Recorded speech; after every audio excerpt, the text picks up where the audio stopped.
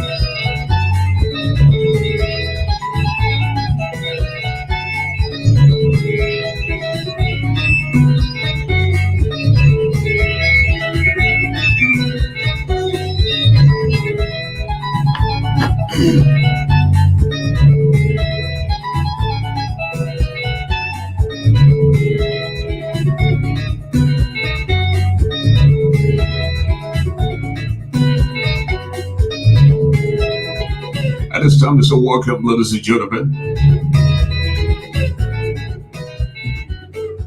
to a fresh, brand new edition of the program ASHFORD GARLEY Live on this beautiful Tuesday night, as we come to you from Detroit.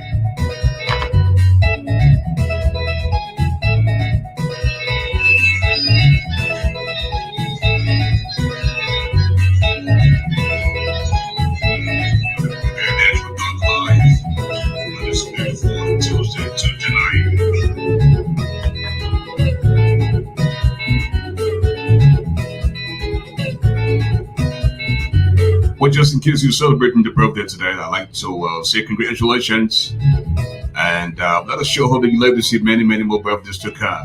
And as always, the word of introduction, this is the brother who doesn't eat iron, but he's definitely stronger than a lion. And that's what they call him, the giant that now you know in Galway. It feels great to be back home. This is the medicine of the microphone, the golden voice of Liberia. Jack, sit to my get.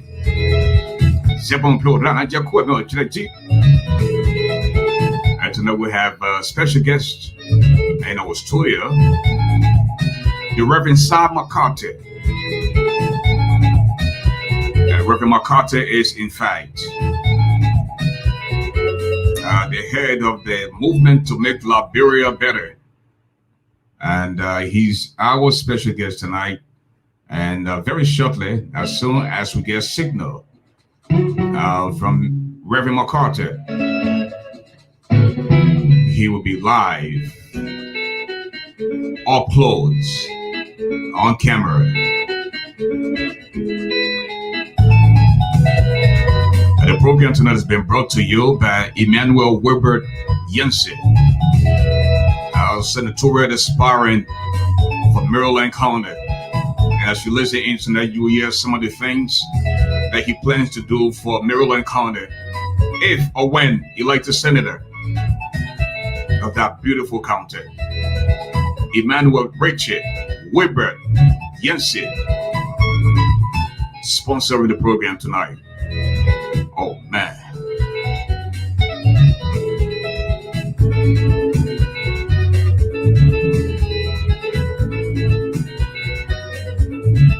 And it's time to give it up for Nora Goan, Austin B. Yoni, my own brother, Margaret A. Mapudasin, Andrea Clark, Florence Tiller, Musa Sharif. Oh man.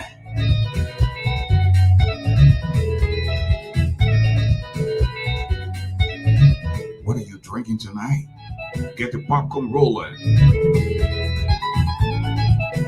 Get closer to your device. Don't be selfish. Invite a few friends. You might learn something tonight. Welcome.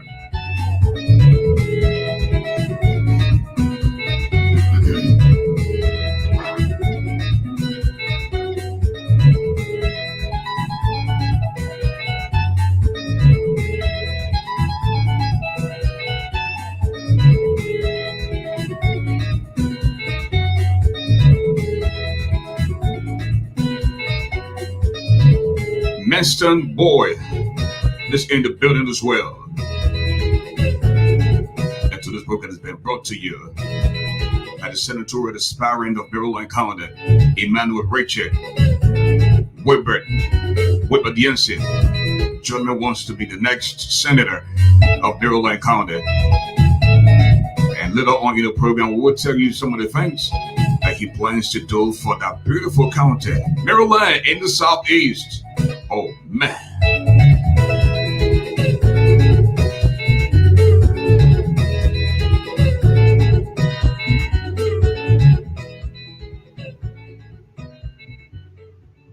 Just like that, we have Mr. Sal McCarthy in our studio. Sal, hello and welcome to the show. Hello, sir. Hello, Mr. Ashford, the giant Garley. Thank you so much for having me on today. I appreciate it. It's been a long time, my man.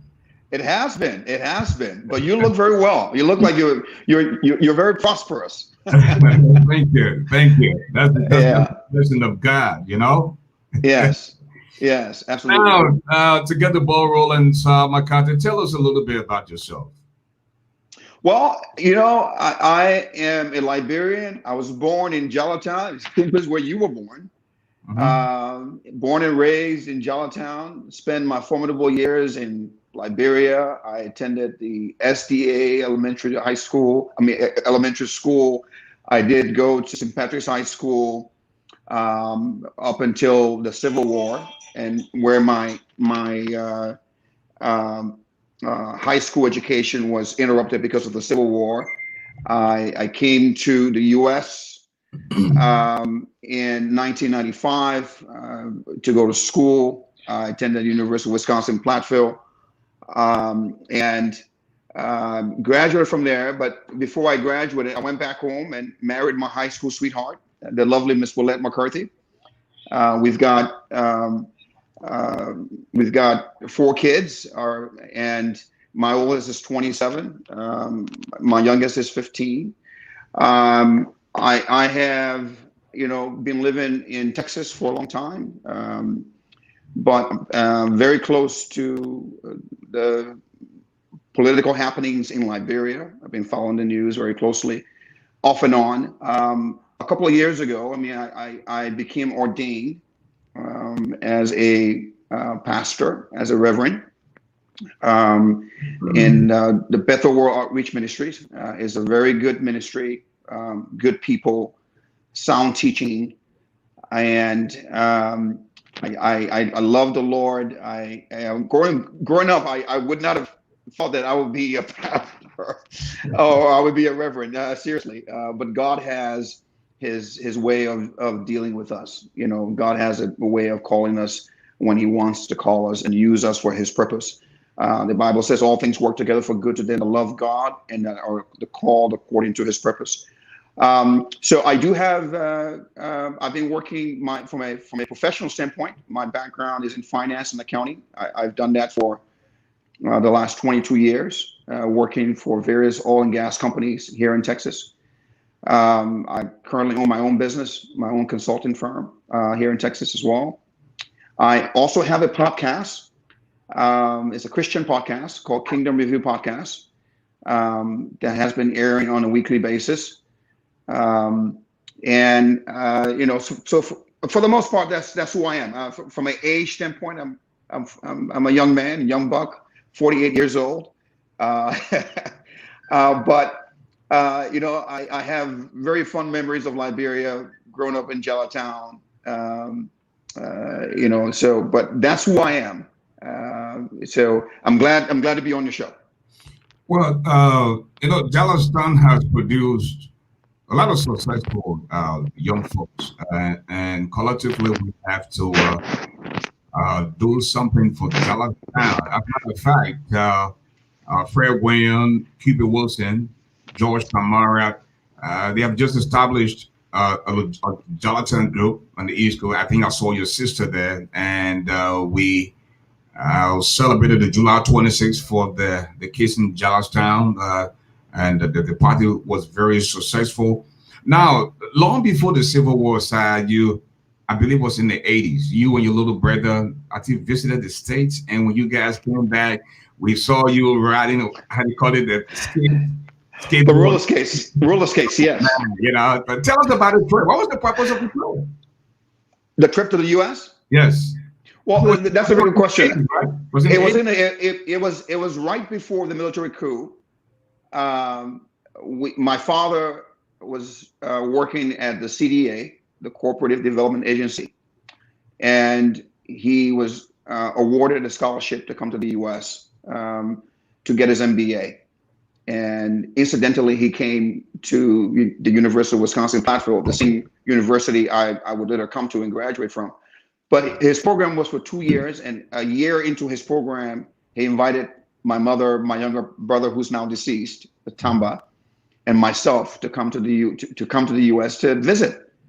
And it was a very interesting time for us, a very strange time for us. I was here for only a year, and I attended the Westview Elementary High School, Westview Elementary School. And I remember, when my father got his degree program, he was returning to Liberia. I didn't want to come back to Liberia.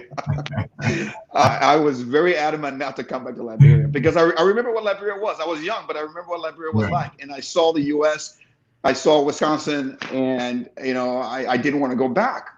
And my father had no choice because of the scholarship from USAID required him to go back and contribute to the country. So we went back home, and as you said, we had the roller skates going on. We were still talking like Americans, and it wasn't about. It was about maybe about 2 months, and all the American English went away because of the Tobogi and the Kisawali. But it was a good time. It was a good time. Yes. Now, I'm told you are the head of the movement to make Liberia better. Why don't you tell us about the movement to make Liberia better? What is it about? That's a good question. This, first of all, let me give you a little background about the vision of this. The vision was born by a mutual friend, Alex Chuchu Jones.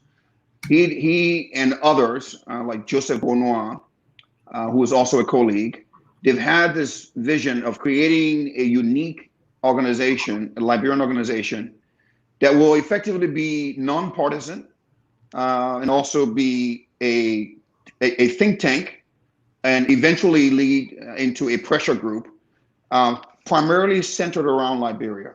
And the idea there is to not stray too far into politics, but to just talk about ideas, various ideas that are common sense ideas that anyone in any government or anyone in any position of power in Liberia can, take the initiative and take the idea and run with it.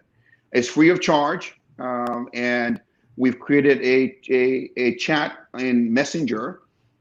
We have a website that's the movement. It's just movementtomakeliberia.org, and where we're just putting ideas, putting information on there for anyone to have access to.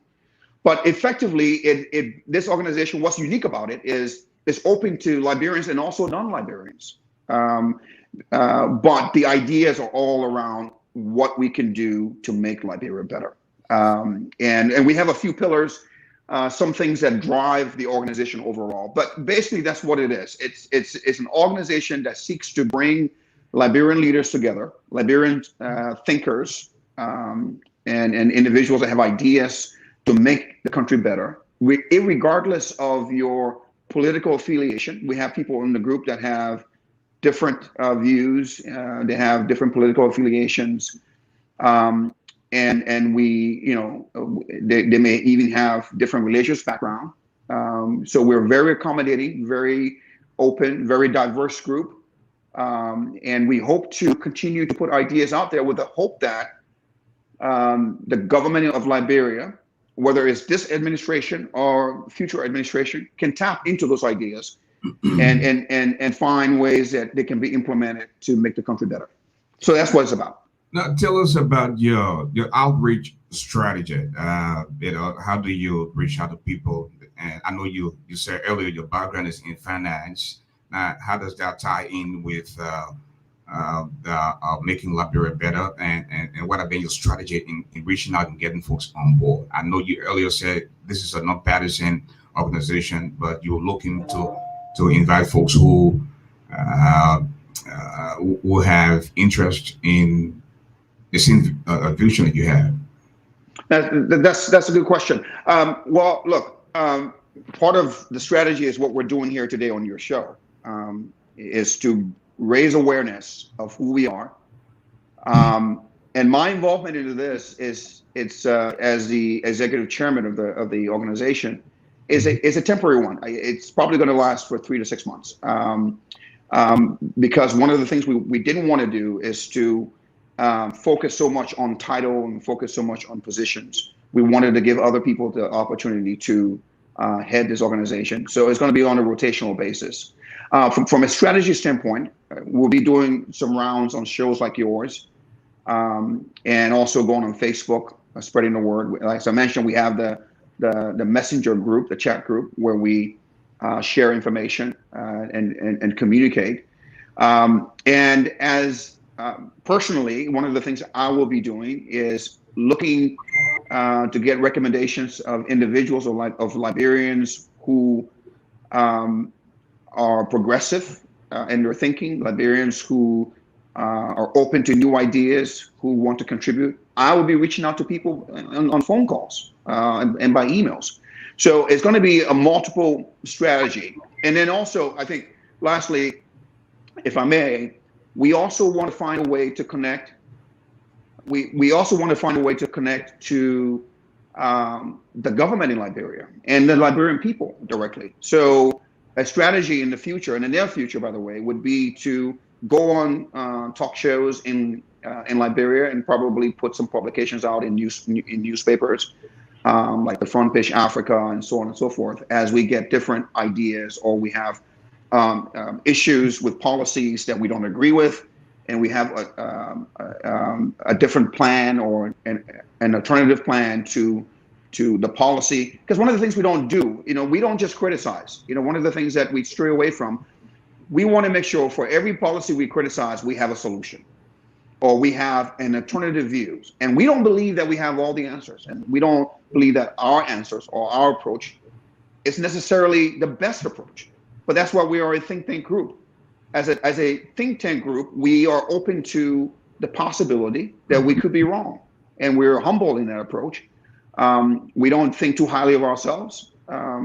We debate the issues very strongly. And so to the extent that we don't agree with policies coming from the country, from the government, or policies from any lawmakers, we will react to them, but we will do so respectfully. We don't believe in name callings or trying to demean people. We don't take it personal. We believe that it's possible to be disagreeable. It's possible to disagree and be disagreeable. It's possible to disagree without being disagreeable. In other words, you don't have to call names or take it personal.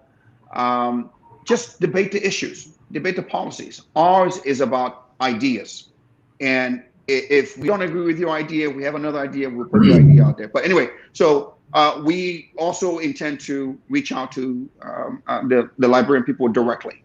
So that's, from a strategy standpoint, that's what I think. So how does Reverend McCarthy balance his schedule? You're a full-time Reverend.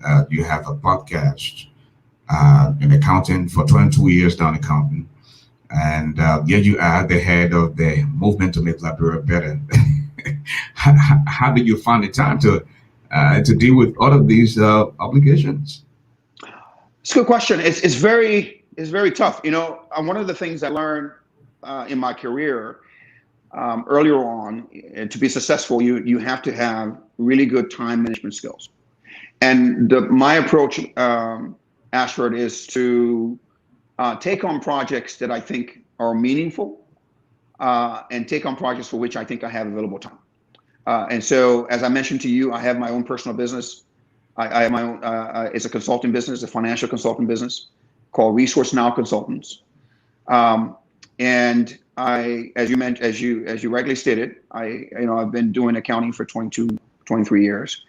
I also have this podcast. So the way I manage it is I only take on things that I believe is valuable, things that I ascribe to, things that align with my own values. And when I look at this organization, although it's just starting out, it just started out in March, I think it has really serious potential because as I mentioned before, there is nothing like it as far as the Liberian cycle is concerned, the Liberian organization is concerned. This is a very unique organization. We are bringing together people who have different views. Because look, one of the things that we have a problem with in Liberia is finding a way to work together even when we disagree. A lot of the problem and the chaos in the country historically has been caused because people have not learned how to talk to each other. They talk past each other, but they don't sit down to talk. And when they disagree, disagreement in Liberian politics means that you are an enemy. And we are trying to change that trend to say, hey, look, we can disagree and still go to lunch. And we can disagree and still go to hang out at a party. We can disagree and still get on the phone and talk. So disagreement is on issue. It's not personal. And so this organization stands for it. And so it's one of the reasons why I decided to take it on. And besides, as I mentioned to you, my current role is going to probably be for 3 to 6 months. And I've been in it now for about a month. So I think I could probably juggle this for another 4 to 5 months before we turn it over to someone else. And even after I turn it over to someone else to lead it, I will still be a part of the organization, providing advice and some strategies. Well, folks, if you're just joining us tonight, we have with us the Reverend Sal McCarthy. He is the head of the movement to make Liberia better. He's our special guest tonight. Now, Reverend, let us talk about some social issues for a minute. What are your thoughts of the rise of sexual violence against the children in Liberia, and what to do about this? That's a very loaded question, and the solution to that is there's not a silver bullet to address that problem. In other words, there's not a simple answer. The solution, in my view, has to be multidimensional, and here's what I mean by that. So, on one end, look, let's be honest, it's a terrible crime. Crime against children that are of a sexual nature is just horrendous, and it must be decried every time we come across it. And those who are involved in it must be prosecuted to the full extent under the law. So the legal approach is one aspect of it, but the fact of the matter is the legal approach is reactionary. And what do I mean by that is the lawyers and the courts get involved after the child has been abused. What we want to do is find another way that while we have the legal approach as one way of solving the problem by going after the perpetrators and prosecuting them to the full extent of the law, we also want to find a way where we can prevent these things from happening. And so whenever I look at a problem, and from my business experience, is I don't just look at the symptoms. The abuse that's happening is a symptom of a deeper problem in the country. And so my approach to problem solving is how I look at root causes. We have to sit down and find out what is causing this to happen. Why now? Why the increase, especially now? Because sexual abuse of children has been happening for a long time in Liberia, but especially now. So you start looking at some of the root causes. You say, well, wait a minute. You have a country that has just come out of more than 2 decades of civil war. And a lot of the instances and the abuse in the country was gang rapes, individual rapes of women and children. And so none of those individuals that participated in the rape of our women and children during the Civil War have been brought to book. We have not prosecuted anyone. So you have a lot of these people that are still in the communities, and that has not been resolved yet. And so you have a lingering issue that you have to address there. That's one aspect of it. The second aspect is you have to ask yourself, Ashford, is that how can we get our children out of the hands or reduce the exposure to sexual abuse? And when you look at the situation with the coronavirus, when President Weah issued the curfew in an effort to control the virus, he said everyone should be indoors by 3 o'clock in the afternoon, although that's no longer the case. But think about the impact of that. When you have everyone going indoors at 3 o'clock in the afternoon, you have children being exposed to perpetrators. So the lockdown, I would say, one could safely argue, the lockdown has contributed to some of the increase and rise we've seen in the child abuse. So what do we do about it? Well, look, here's one idea. So today we have an organization, you probably are very familiar with an organization called Mary's Meal, that they operate in Liberia, providing food to our children in various high schools and elementary schools in Liberia. This is a non-for-profit organization that provides food. Mary's Meals get money by donations from around the world, and they take that money, buy food from outside of the country, bring it in, and feed our children. My approach would be just this, and again, this is just one idea, is how about we say, first of all, if we say education is truly free in Liberia, and education from K to 12 is mandatory, how about the leaders in that country push to make sure our children are in fact in schools? They're in school and they're not selling down the street. They're not selling plums or selling cola nuts or selling oranges. They're actually in school learning. And not only that, but my idea would be today, kids, when I was growing up in Liberia, we would go to school from 7:30 and by 1 o'clock or 1:30, school will be over. I think we need to expand the school session. In other words, expand the school hour so that children spend more time in school than at home. So you say, instead of children going to school from 8 o'clock to 1 o'clock, how about they're in school from 8 o'clock to maybe 3:30 or 4 o'clock in the afternoon? And then while they're there, we will feed them. We will feed them breakfast, lunch, and dinner. Now, you say, well, wait a minute, what has this got to do with sexual violence? Well, here's what it has to do with it. If our children are in school, and we really plan this and organize this very well, the more time they spend in school, the less time they're exposed to perpetrators of sexual abuse. So that's one example. These are the things that we need to be thinking about is when you say sexual abuse, many people that I see on Facebook, they are upset, and rightly so. They're frustrated, but they're using a lot of passion and a lot of emotion, but with no ideas to solve the problem. Their ideas is just, oh, you know what? Let's just put these guys in jail and lock them away. You know, these bad devils. Let's put them away. But I say we need to find an approach where we can reduce the exposure, put the children in school, let them stay in school longer, and feed them while they're there. And the other thing I would say before we move on to this is whenever we have a child that has been exposed or has been a victim of sexual abuse, we need to find a way to support that child, not just to take them to hospital for initial care. We need to provide ongoing care for that child, perhaps maybe for 4, 5, 6 years, up until they get into adulthood. Because sexual abuse, the crime is so repugnant that it leaves a psychological impact on the child. So it has to be not just enforcing the law, but we have to find a way to reduce the exposure before it happens. And then if in fact it does happen, we need to find a way to support the victims of child abuse, giving them, counseling support, for example. Let them go to see some counseling, giving them support to go to school, pay the tuition, feeding them, taking them away. Look at the child, for example. You saw the story of the the teenager that was impregnated by her own stepfather in Lofa.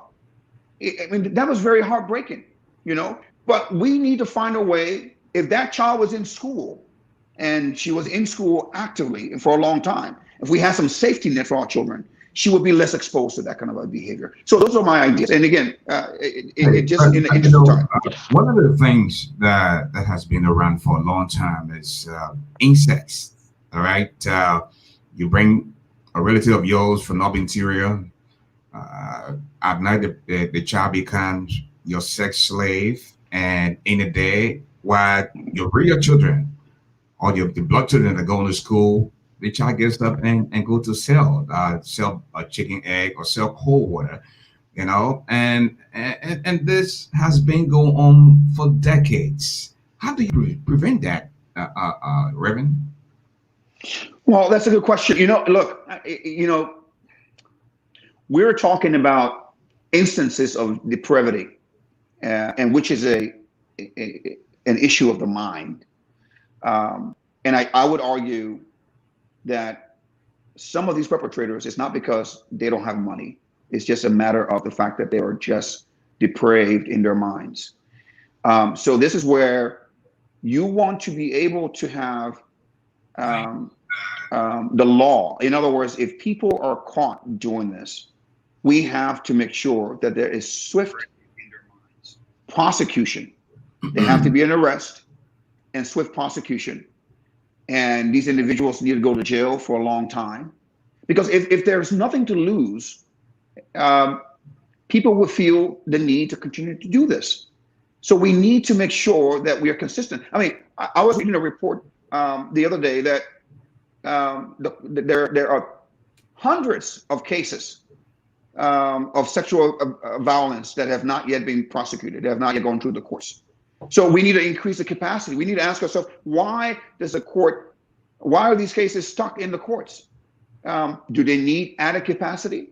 This is something the Ministry of Justice should be thinking about. The minister, in fact, should be thinking about a plan to increase capacity in these courts. The judiciary branch of government should be finding ways to increase capacity of the courts.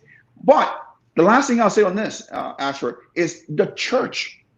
The church has to get involved, because we're talking about issues that impact social behavior, and the church has an important role to shape the social culture, social mindset of the country. Some of the churches have become the problem of sexual violence, sexual abuse. Take for example, we saw this Reverend came from Nigeria, has been in Liberia for a long time, and all he does is grab these little girls and sexually molest them, you know. And this is something that has been going on for years and years. You know, they went to the court. He would go to court, and the next thing you know, the judge will get tempered with, and he's out again doing the same thing. So the church has been one of the problems as well.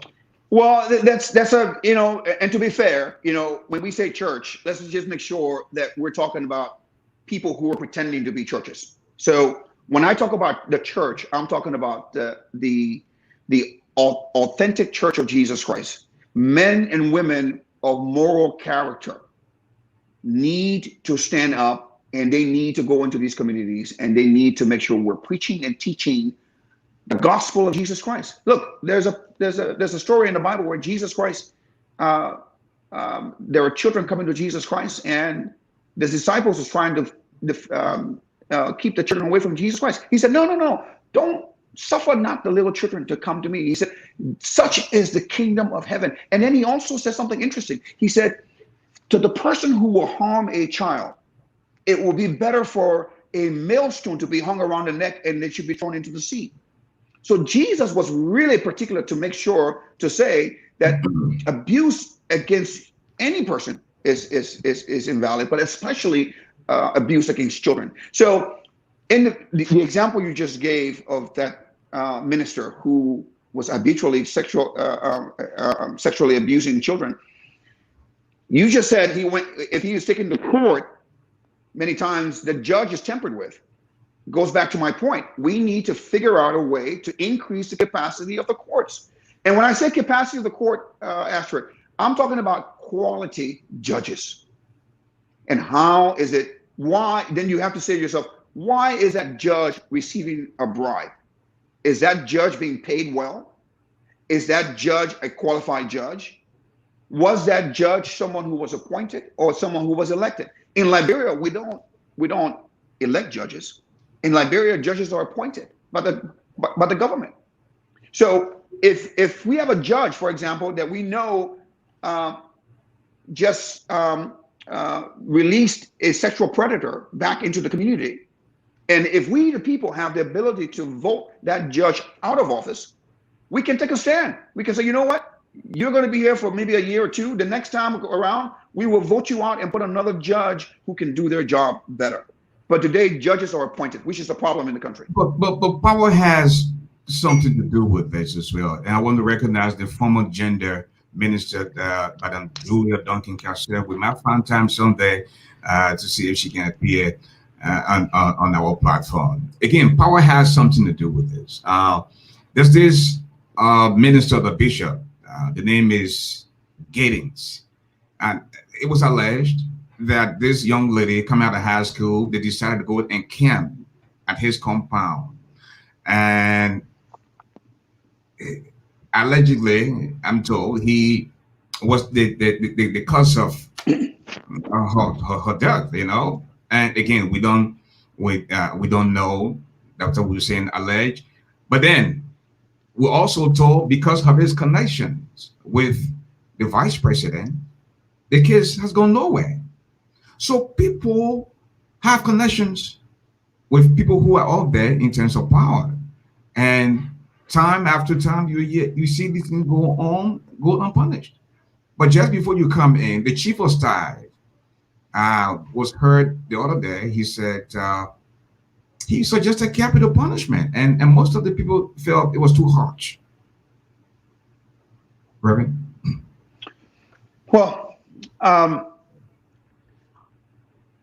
I think before we even start talking about new laws, because when you start talking about capital punishment, you're talking about introducing a new law. How about we enforce the laws we already have?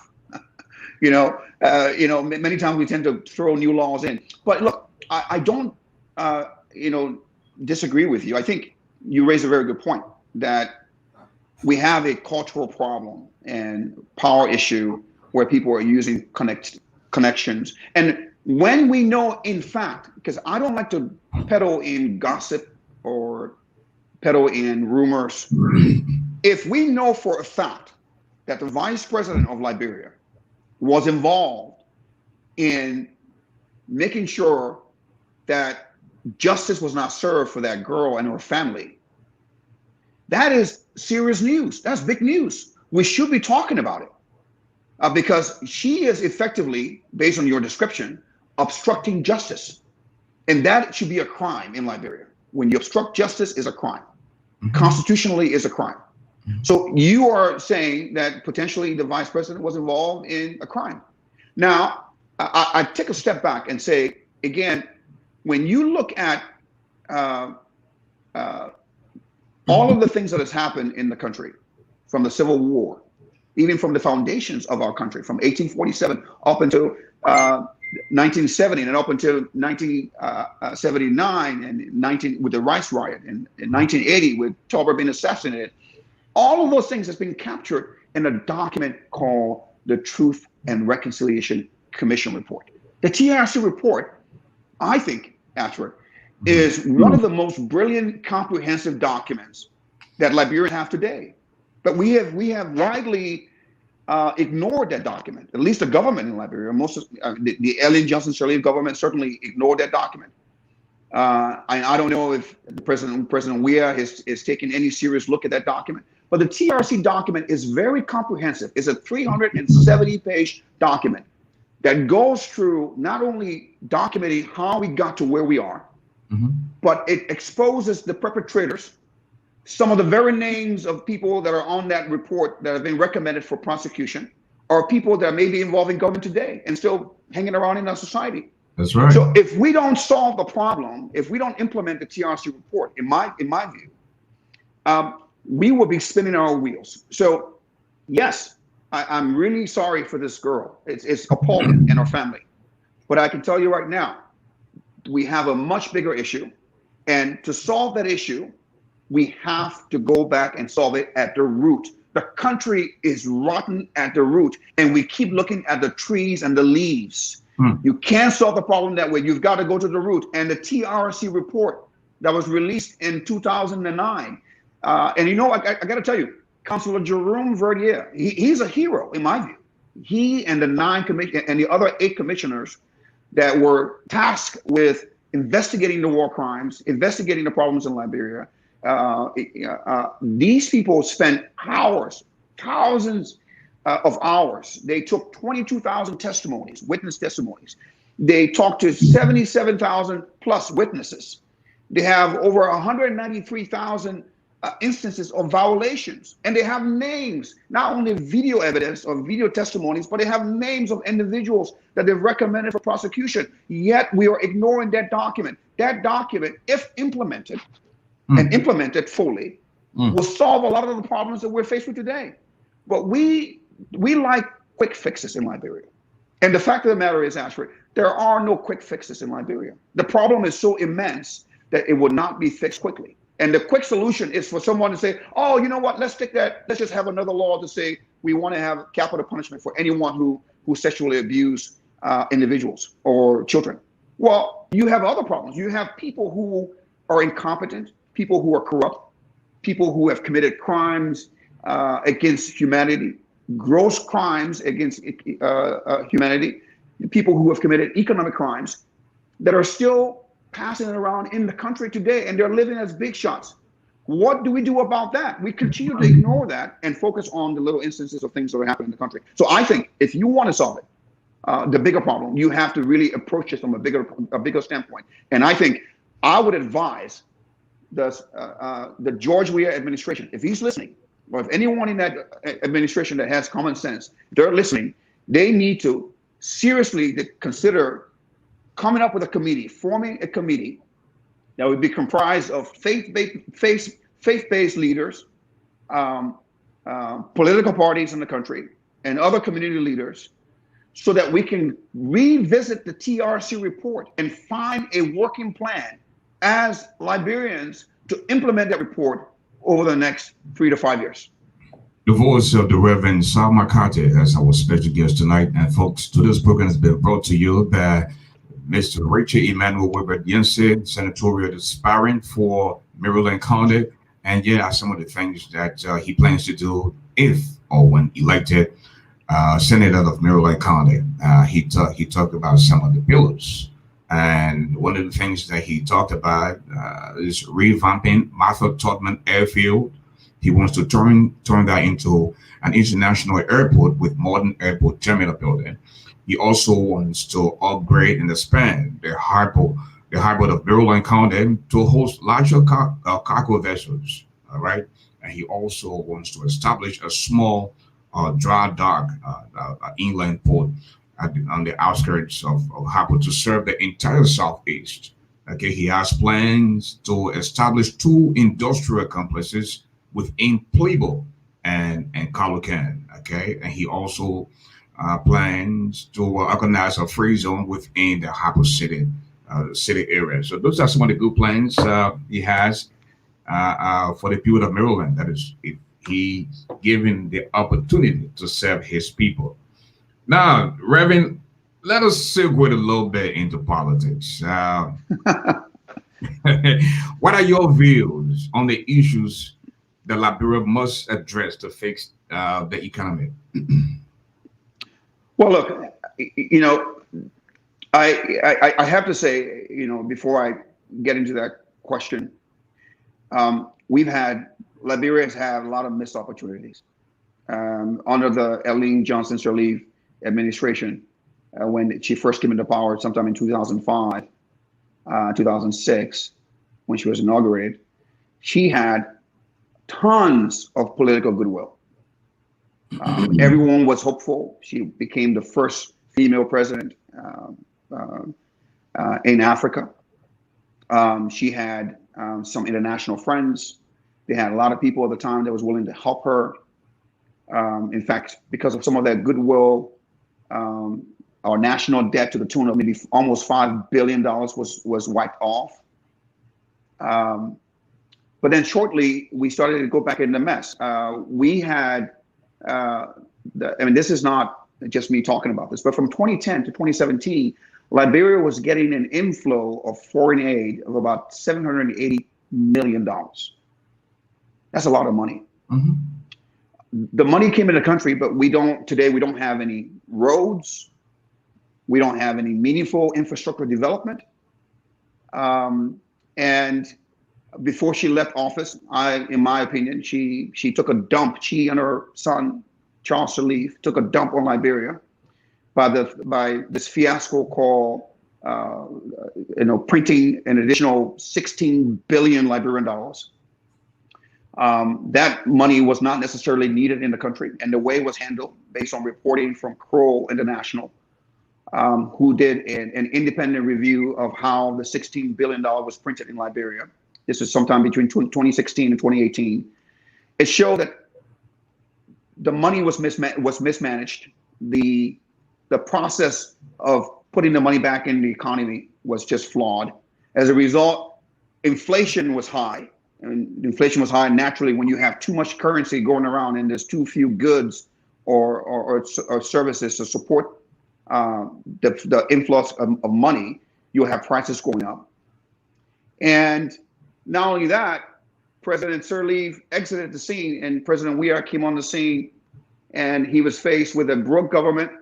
He was faced with mounting price increase, and he felt, I think he was trying to do the right thing. He felt we should do something about it, but he went about the wrong way. Someone advised him, and Charles Sirleaf was still acting governor at the time when they did the mopping exercise. So his finance minister, Samuel Tuer advised the president, along with the governor of the bank, of the Central Bank of Liberia, that the way to reduce the money supply in the country was to take $25 million from a bank in New York of the Liberian people's money and use the US dollars to buy back Liberian currency, which didn't make any sense. So the very people who had somehow gotten some of the Liberian dollars or Liberian currency in their pockets now sold that same Liberian dollars back to the Liberian government in exchange for US dollars. We don't know up to now. The finance minister will not say who sold them Liberian currency in that mopping exercise. We don't know the businesses.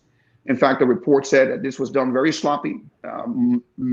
Thousands of dollars were given, hundreds of thousands of dollars were given to bank employees. Can you imagine, Ashford, giving bank employees hundreds of thousands of dollars to go on the open market and without any form of documentation? He had a list of businesses that he said were giving him money and in exchange for the currency. Well, based on the reports from Crow, those businesses denied. I mean, the report is out there. There was a list that was provided, but the businesses came out.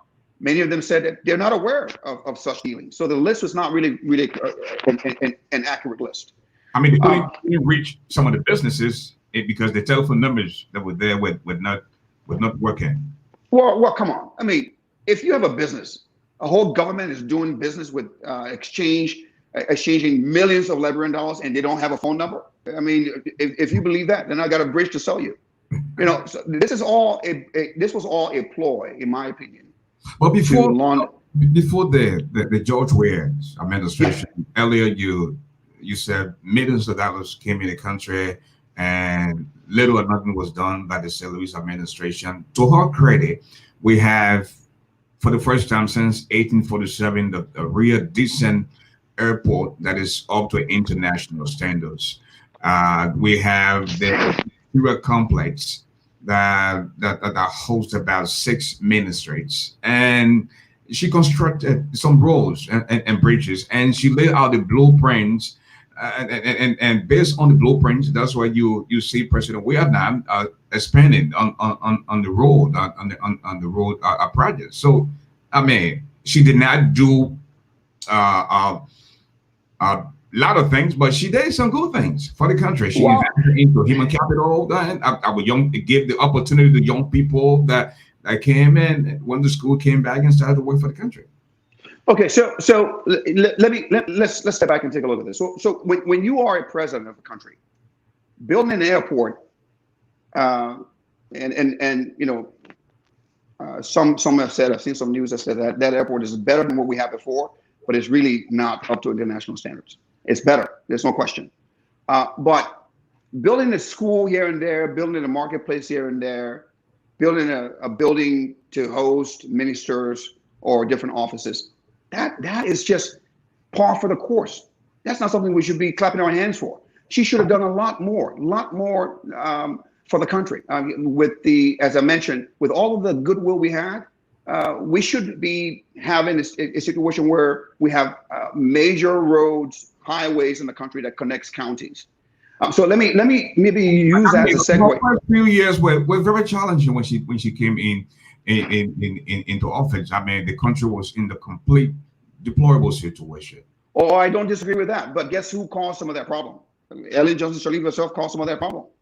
I mean, the TRC report is very clear about that. So I don't doubt that she had a very difficult problem to fix.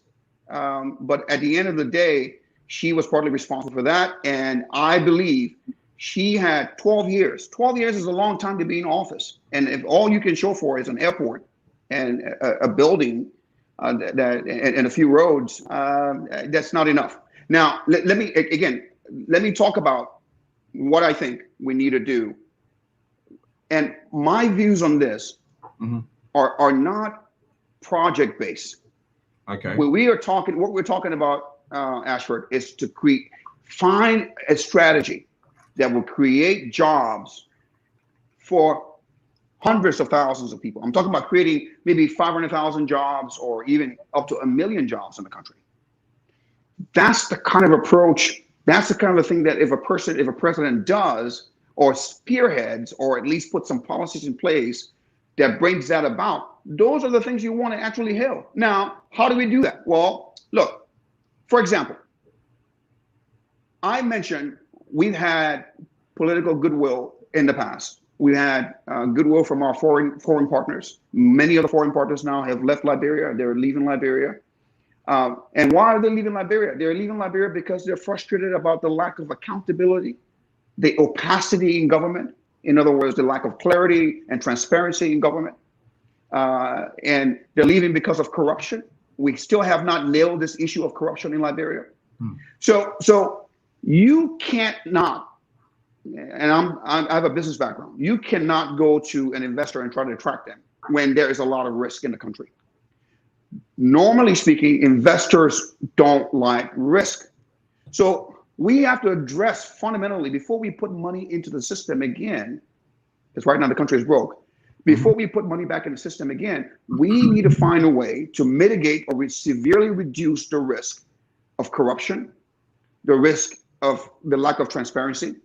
And we got to find a way to make sure that this time around, the vast majority of Liberian people are participating in whatever economic stimulus or economic investment we're doing.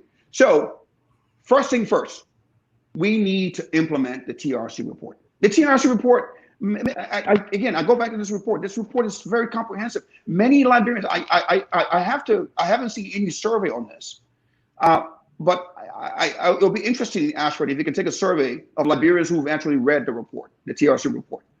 But that report is a blueprint for how we get back. Now, if we can implement the TRC report and start holding people accountable, open up a war crimes court to prosecute individuals who were responsible for gross abuse and war crimes, and follow many of the recommendations in the report. The recommendation of the TRC report include reparations. Reparations would be, taking care of victims of the war, people who were abused, people who lost their loved ones, people who were maimed, finding a way to support them, not only financially, but support them through their health and everything else. Have a plan for that to happen. And then, put in some policies to talk about whistleblowing. The Whistleblowing Act is also described in the TRC report. Now, the Whistleblowing Act simply says, and Nigeria has this, by the way, but it says, if you know that a government official is stealing money, you have a right to go out and talk about it. We will give you, we will have a mechanism where you can expose that individual and you will be rewarded a portion of the proceeds. Not only that, if you're a whistleblower, we will make sure we protect you so that no one can come after you to kill you or to harass you. We will protect you. We will protect your identity. We will do everything we can. So all of those things, we need to first clean house before we put new monies in. Now, let's just assume for 1 minute that the TRC is implemented, that report is implemented. Then what you do is you go back again, because when you start implementing that TRC report in the country, not only will you send a message to people who are criminals in the country that Liberia is ready for business, but you will be sending a message to the international community, the partners, and telling them resoundingly that we get it. Liberians get it. The government get it. We have to put our house in order. We need to establish a rule of law. We need to bring about a sound financial system. We need to bring about clarity in government. We need to bring about transparency in government. We need to hold people accountable. We need to strengthen our courts.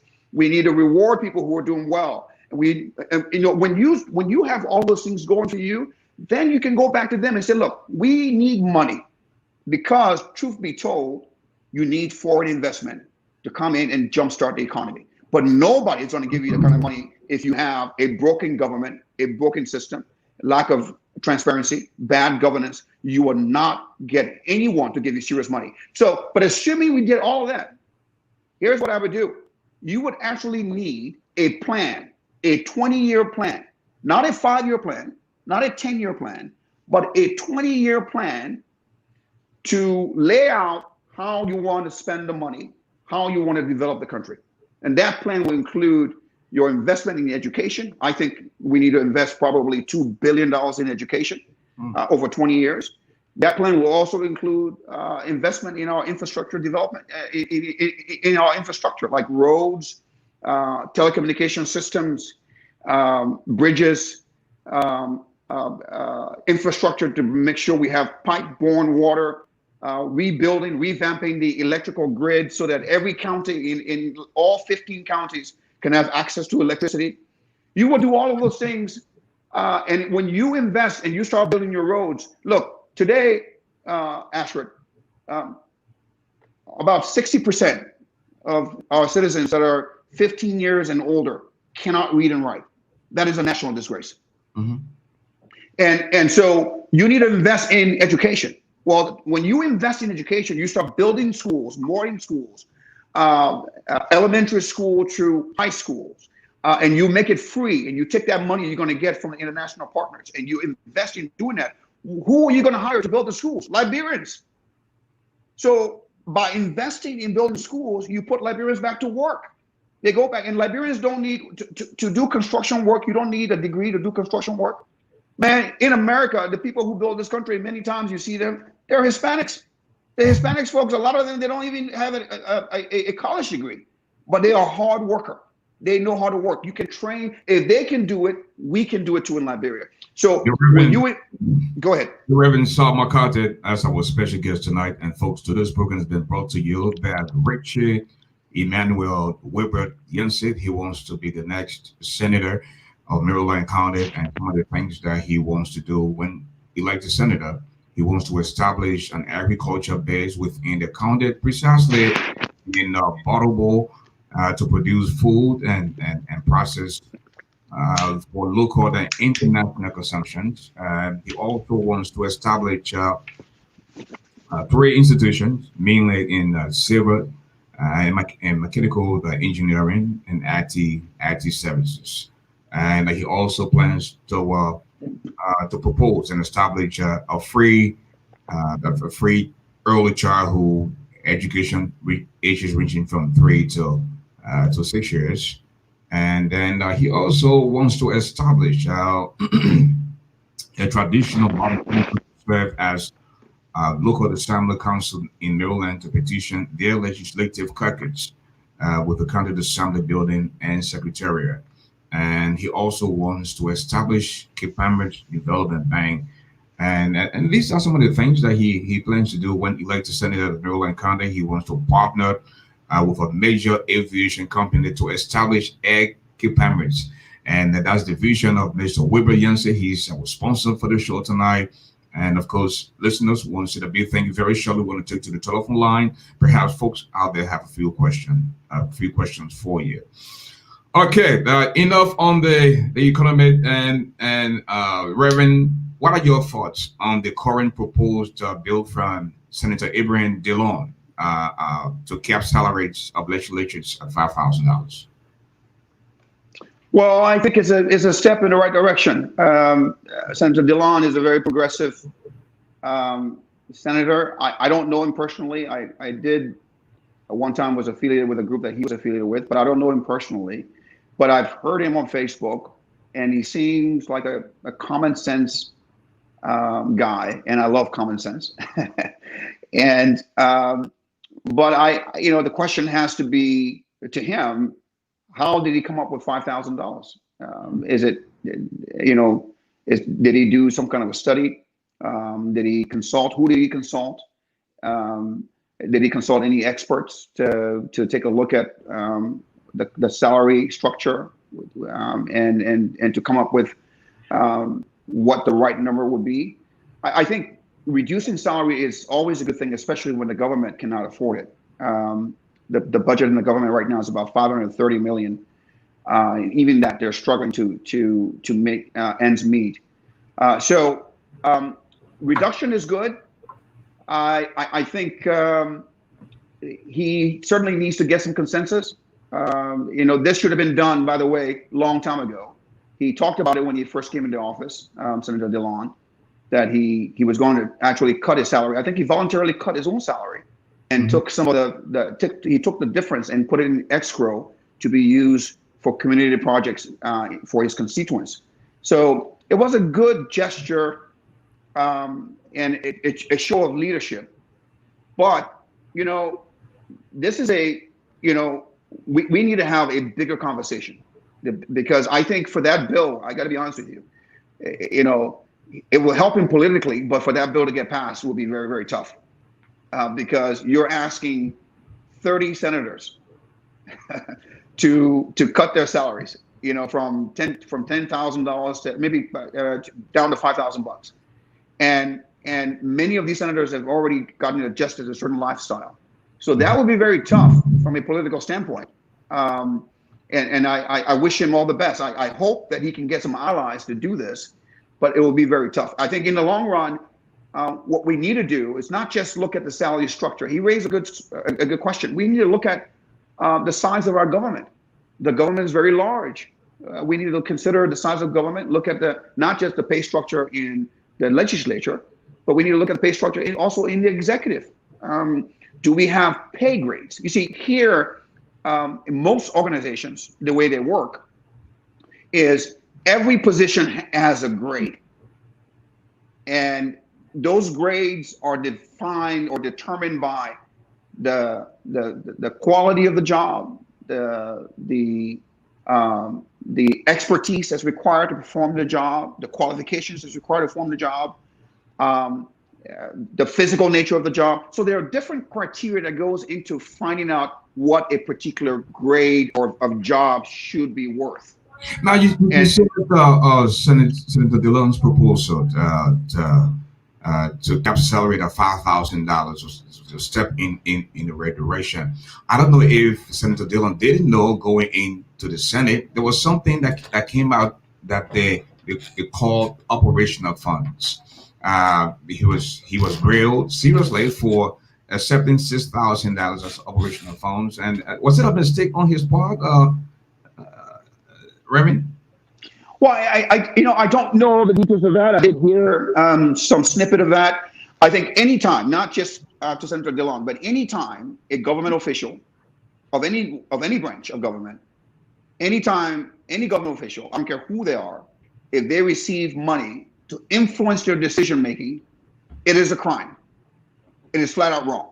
So let's be very clear about that.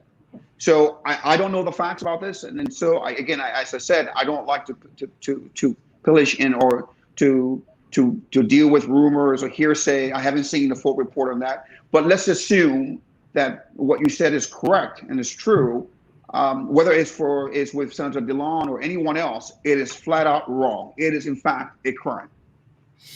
Now, Senator Dillon is headed for re-election on the 8th of December. You have been following the politics for the first time. The entire administration is going after Dillon. They're seeing all over the place campaigning. They really want to make this guy a vacational senator, and they are aggressively moving. I mean, every weekend you see them, the finance minister, the minister of the state, the managing director of the National Port Authority, they are all out there, campaigning, for Thomas Fowler to unseat DeLong. One person, the entire government. What's going on? Well, look, part of the reason why I think we need to implement the TRC report, because one of the things that the TRC report addresses is that no one in the executive should be involved in politics. You cannot use the executive branch or any ministry as a tool to run for office or to support any candidates. That should not be happening in the country. But again, we don't have that law. But going back to your question, look, DeLon has been a thorn in the flesh to this administration. There's no doubt. He's been very outspoken about things that he sees. He calls, again, as I said, I don't know him personally, so I'm not vouching for him in any way. I am a nonpartisan person. I don't ascribe to be a member of any political party. But from what I hear him say on Facebook, he seemed like a common sense guy. And so I think he does have a challenge on his hands. Politics is now a career in Liberia. Everybody wants to be in politics. Yeah, it's the only gaming town, because when you have no jobs, everybody is in politics.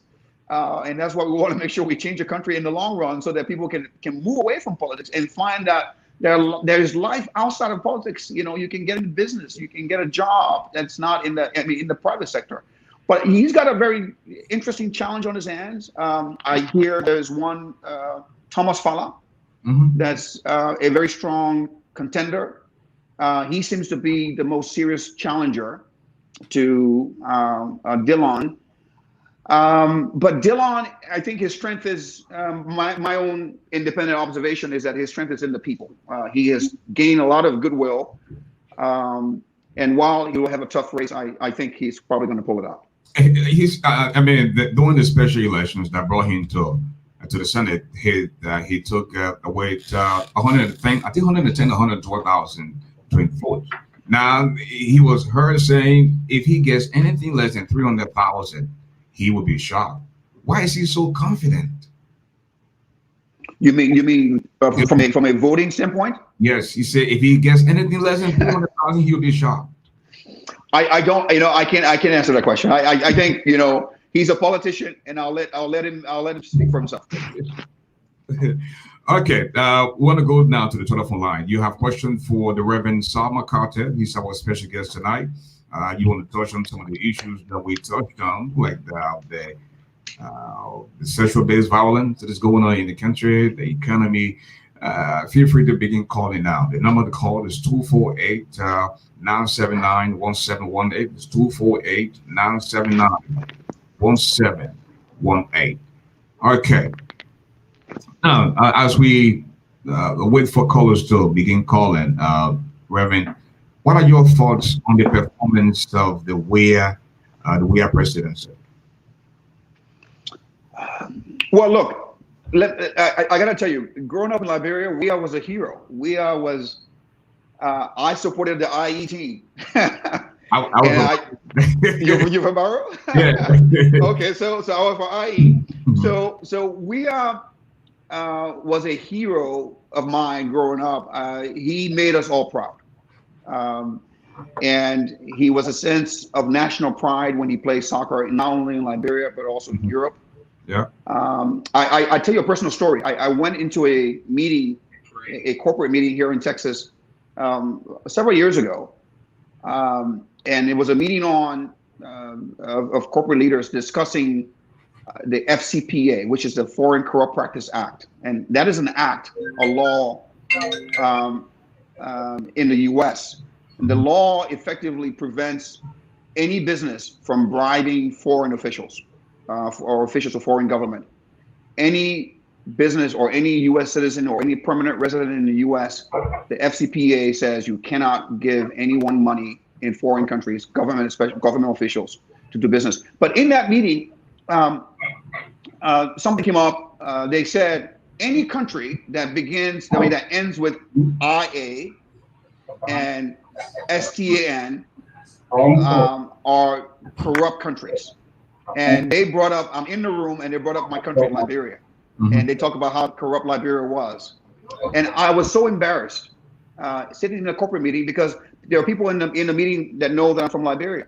And they were talking about how corrupt Liberia is, Nigeria, and some other countries. And then there was a guy sitting next to me who had traveled from Italy at the time. And when he saw the name Liberia, he bursted out, "George Weah." And we started to laugh, and we talked about Weah and everything else. So Weah has always been a sense of pride for the country. Now he decided to go into politics. I wouldn't have made that choice to go into politics. Hold our thought on politics for President Weah as we go to the telephone line. The 612 number 1777. Please tell us your name. Hello, you live on the radio. Yeah, this is Lieutenant Douglas calling from Minneapolis, Minnesota. Welcome to the show, Mr. Douglas. What's your question? Yeah. My question, I don't have a question. I just want to add something. Okay, go ahead. Yeah, thanks to the senior man in studio. I love his expose, and he seems to be a neutral person within both opposition and ruling party. There is something he talked about when it comes to the audio and the money he received at the time.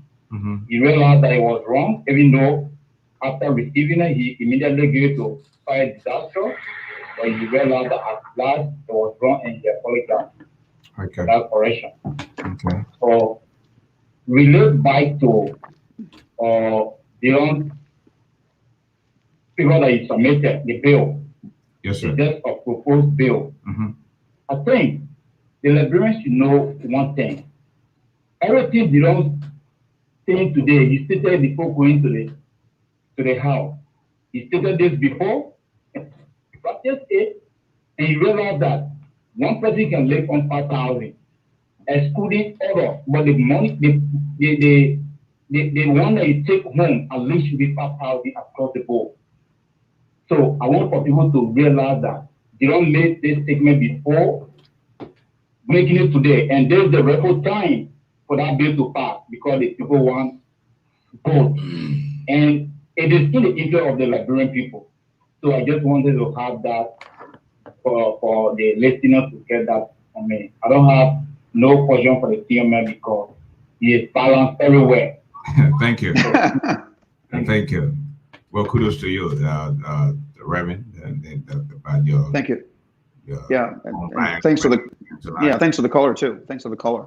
No. The one thing the caller should know, though, and I don't want to belabor the point, but the caller should know that when you start talking about changing salary, we can't. That's something that's very serious. It cannot be done arbitrarily. It cannot be done for political reasons. In other words, just because Senator DeLong believes that he can live on 5,000 doesn't mean everybody else can live on 5,000. So that's why you need to do a study. You need to put positions in grade, and come back and say and let a firm. You have a lot of consultant firms that can do an independent study and come back with a report that the Liberian people and the senators can look at and say, based on everything we've seen, based on our own investigation, we believe, based on the analytics, that yes, everyone can live. A senator should be paid 5,000, and that should be sufficient. But when Senator DeLong comes up as an initiative without backing it up with any kind of analysis or reasoning, it appears to be political, and it appears, and that becomes easy to fight. And when you take that kind of a bill into the House of Representatives without any independent report to support it, you're going to have a lot of resistance. But if you had some kind of a backing, a support, an analysis that says, based on this, and the analysis has to be done from an independent source, that says, yes, everyone can survive on 5,000, yes, then you can go ahead and do it. You know, the one thing I don't want people to do is people should not, I've heard someone say to me one time that if the average Liberian can live on $5 a day, you know, the senator should live on $5 a day. No, that's not how it works. The senator of a country should be allowed to live in some degree of comfort, not tremendously above the people, but he or she should be able to live in some degree of comfort, in some degree of security, because they are a lawmaker. They represent us in the House of Representatives. And so they need to have a lifestyle befitting of a representative that's respectful. They need to have their own homes, need to have their own car, they need to have some security. So I can understand that. But to just say $5,000 is a number, why not 3,000? Why not 4,000? Why not 7,000? We need to have some kind of analysis. So that's why I think that bill will struggle in the House. We'll go back to the telephone line. And folks, so this program has been brought to you that Emmanuel Richard Whippert Yense, he wants to be the next senator of Maryland County, and he is in fact the sponsor for the program tonight. Telephone number is 612-9620. Please tell us your name. Hey, Mr. Garley, how you doing, man? This is Alana King. Hey, Alana King, welcome to the show, my brother. It's been a minute. Hey, thanks for bringing me on, man. I'm really enjoying the program. I want to say good evening to the Reverend. He's very positive. At least he's not like co-star Reverend Martin on TV. You know, it's time for us to, you know, put our country first. So I really want to say thanks to him for him being on the show tonight. Thank you. Yeah, and I just have little few things to add. You know, like Mr. Garley, it's really tough. You know, for me, I support the government, but I support DeLong. Okay. I support his idea, you know, because our kids are selling on the street. We don't have no safe drinking water in that country, no health care and stuff. You know, we're senator and lawmaker now living in luxury. You know, if you ask me, I would say those guys should take on $2,000 a month. Yeah, because we're going anything above $2,000. But you know, DeLong is in a strong. He's in a fight for his life. Even the youngly kind of all of them that act like they own a bear wagon, they are not. Even Young Jubilee and Oscar Cooper, all the guys against cutting the salary, because you know the guys, that's their bread and butter. That's why the guy run to be representative and senator for that country. So DeLong is by himself. So DeLong is not just fighting the government; he's fighting the whole house. So you know, I just wish him my best. I don't know how it would end up this time. The first time, the other people joined him to go against the government, but now this time it's like it's the open against him. So it's a really rat race, you know. So we just gotta wait and watch. But I just want to say thanks for the Reverend, man, for being positive, not being biased, not taking no side. This is why, like John Hines have a song called Peacemaker. When you're a peacemaker, you don't take no side. But like I see all the Reverend that come today, they take side when people are doing wrong. They support them. You know, somebody is cussing somebody's mom, cussing the leader of the country and this and that. And they support them. They tell the leader and they pray for them and stuff like that. You know, we didn't grow up like that. This is the kind of Reverend we want to see that will liberate the minds of the youth. Because the youth minds are in a cocoon right now. You know, we don't know if they're going to become a butterfly to fly for the next generation. So I just want to say thanks for bringing me on, man. I love this Reverend where is he, in Texas or where? He's in Houston, yes. Oh, he's in Houston, right? And every time Texas, I stop by, I might visit his church, man. You know, because this kind of Reverend we need, not Reverend Martin. Thank you. And Reverend, at the weekend, the finance minister tried to justify why people should get more money. You know, he went further to say you have relatives that will come to you to beg you for money. People would come and ask to go to school, so you need to get more money in your pocket because the president himself or the government can't do it. But when they pay the people more, they will be able to take care of others. How do you respond to that? Well, look, my background again, and as much as I'm a man of God, as I said, I have an MBA. I'm a certified management accountant. I'm a certified treasury professional. I'm a certified financial manager. 22 years of experience. I have never heard anyone who is a CFO, because the finance minister of Liberia is effectively the chief financial officer. I have never heard someone say something that ludicrous. to say that the reason why you need to get paid is because people will come. You need salary, more money, because people are coming to you to beg you for money. That is not why we give people salaries. Salaries are given to people because of the value they bring to the table. Salaries, I mean, like for you, just a common example, Ashford. If you and I are doing the same job, it has the same skill, it requires the same number of effort, requires the same number of education, same level of experience. You have 10 children and I have 1 child. Should you be getting more because you have 10 children? No. No, it doesn't make any sense. So people are not paid because they have families coming onto them and asking them for money. And I was really taken aback by the chief financial officer. I believe Samuel Twe, with all due respect, I think he's in over his head. This job is too big for him. He doesn't know what he's doing. And this goes back from the mopping exercise, that was a debacle. And now this ridiculous response that he gave, that we need to not cut salaries because we believe that if we cut salaries, the constituents that come to beg the lawmakers will no longer come and beg the lawmakers. I mean, that's ridiculous in my view. But you're pretty much informed when it comes to Liberian politics. And my next question to you, any interests in politics as it relates to Liberia?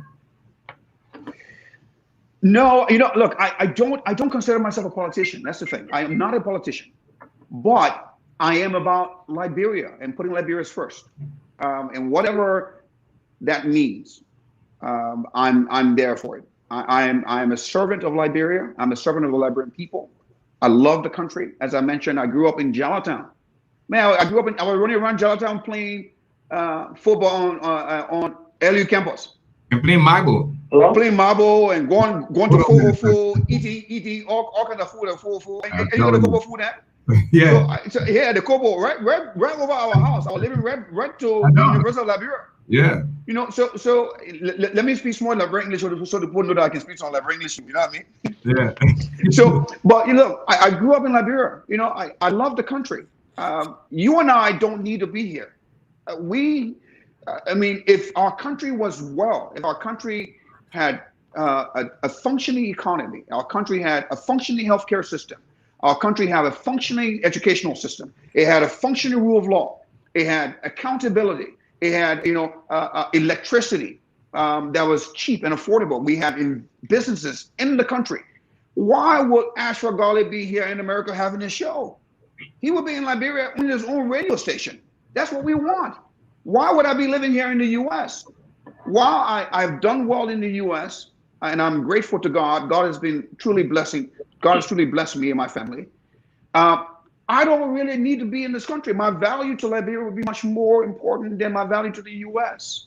And so that's why I decided to get involved. And so I don't think I see myself as a politician, but I'm not going to rule out the fact that I will not get involved in a much deeper role in the future. Okay, we're going to go back to the telephone line. The number is 9671. Please tell us your name. Hello, caller. 404 is the area code. 9671. Please tell us your name. Hello, caller. Are you still there? Yes, I'm here. Okay, tell us your name and ask your question, please. Yes, hello. Do not listen to the receiver. Please listen to the listen through your phone. You're live on the radio. Go ahead and ask your question. Yeah, my name is James Davis. Welcome to the show. Yeah, how are you doing? Yes, I'm very much impressed with the revenue. I have just a quick. I wanted him to elaborate on something that I observed in Liberia, and I think a lot of times goes overlooked when people talk about graft and corruption in Liberia.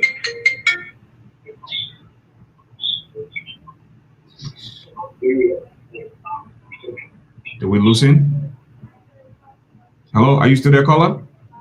I think we lost him. We have another caller line. Hello, caller. Yeah, hi, this is Alex Jones, and I'm watching the show. Hey, Alex, welcome to the show. Thank you, ASHFORD. You guys looking good. Again, thank you for accepting my call. Reverend Sai, you're doing a wonderful job. Thanks for all your hard work. You know, the many hats that you wear. So I just want to put out and all the hard members of the movement to make life look better. You want to.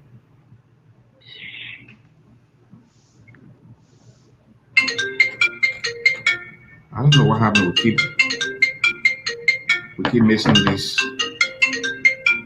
I don't know. We keep having some phone problem here tonight. Hello, caller. Hello. Hello. Yes, please tell us your name. Oh, my name is Emmanuel. I'm calling from New York.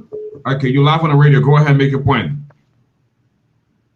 Hi, Mr. Diva. This is Reverend McCarthy. Huh? This is Reverend McCarthy. Is it the British Africa radio? Yes, sir. Salisa was on last night. This is a different show. Okay, all right. Okay. Okay, thank you. Okay, and again, Alex, we want to apologize for kicking you off. Was the phone glitch? But you're back on the radio, Alex. Oh yeah. Thank you very much. And I just have a quick question. Again, thank you for all the hard work you're doing. In the community, and hope we'll see you more often. Because Liberia already need people like you with all the problems, social problems that's going on, economic problems.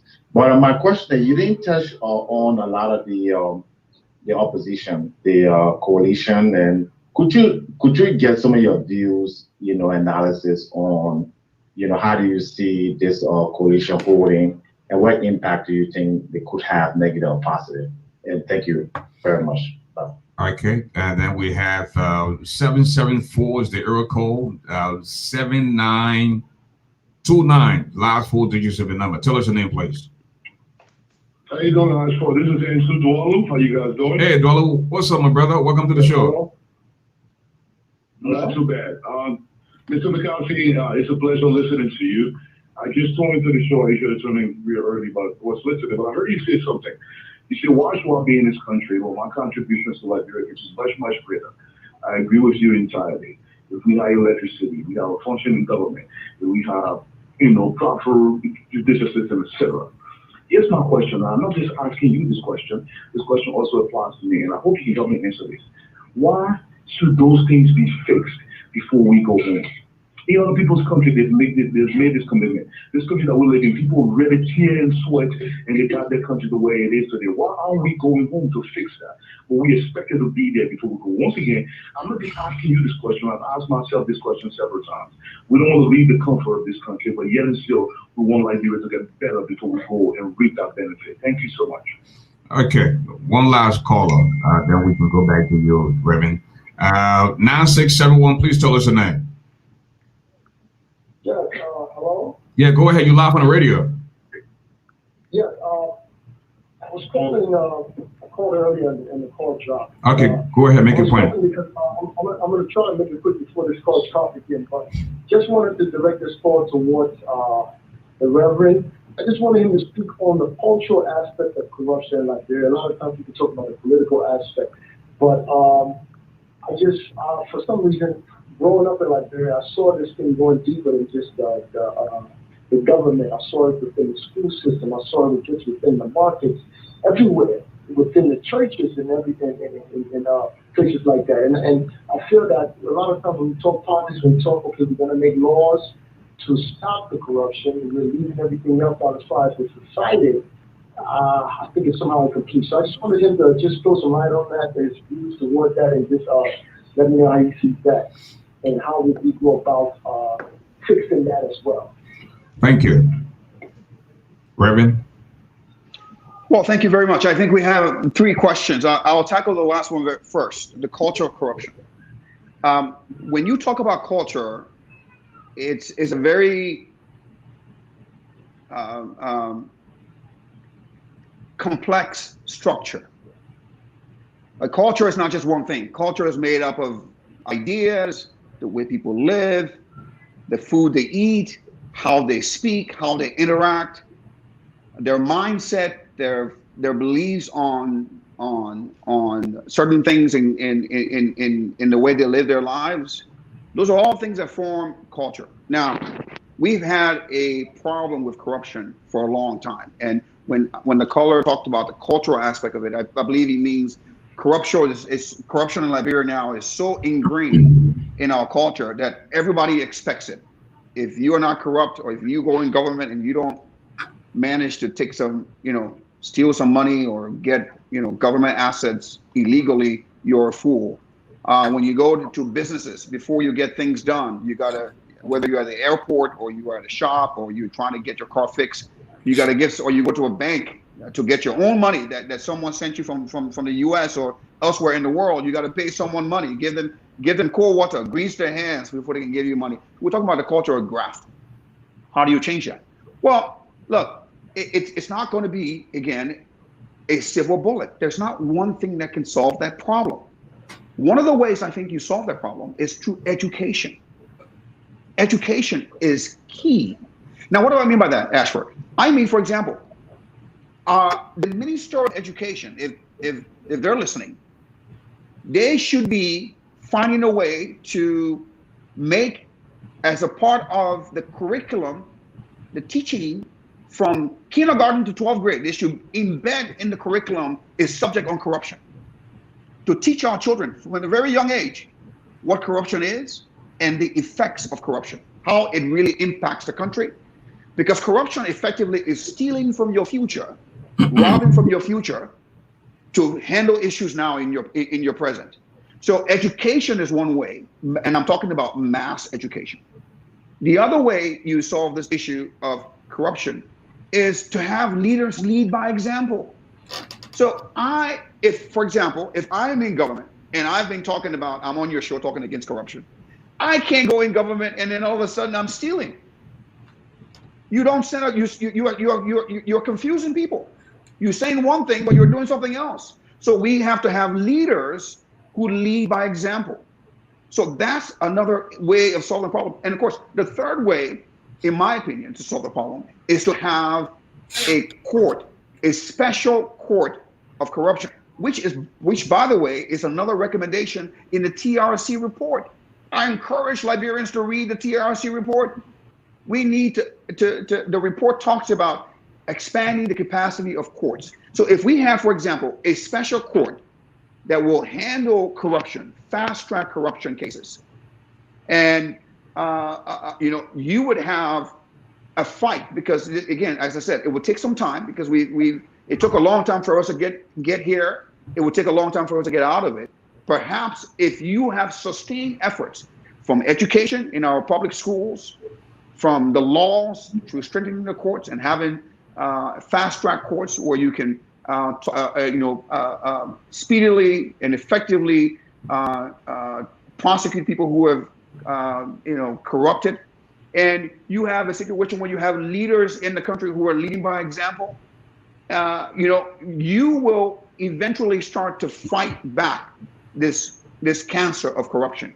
And the last thing I'll say on this is, that's why I think you need to have a strong economy, Ashford. If you have a strong economy and where people are being paid well, if I'm being paid well, which is one of the reasons why I think people are corrupt, is because they're sometimes, and I'm trying to be fair here, they're forced into corruption. Can you imagine a person having a wife, 5 children, and they're working, and the government is not paying them up to standard? They're not paying them what the pay grade should be, or the government has not paid them at all. We have instances, as you're aware, where the government does not pay payroll for several months. So when you have people who are not taking pay, they're not getting their pay on time, you are effectively encouraging or incentivizing the culture of corruption. That's why I think it's not one answer. There's not a silver bullet. You have to have all these things working together. And hopefully in the long run, if it's sustained and if it's consistent, you will start to reduce corruption in the country. Go ahead. You got two more to address, right? Yes, two more. So the other question was, why do we need to why do we need to have the country fixed before we go home? And that's a really good question. And I want to say to the caller, I didn't mean to imply that the only way people should go home is when everything is fixed and ready. That's not what I implied. If I came across that way, I apologize. What I was trying to say is, we need to have, when you are trying to, most people don't realize this, but one of the effects of the Civil War is the brain drain of the country. A lot of smart Liberians, I mean, brilliant Liberians, a lot of them were forced out of the country.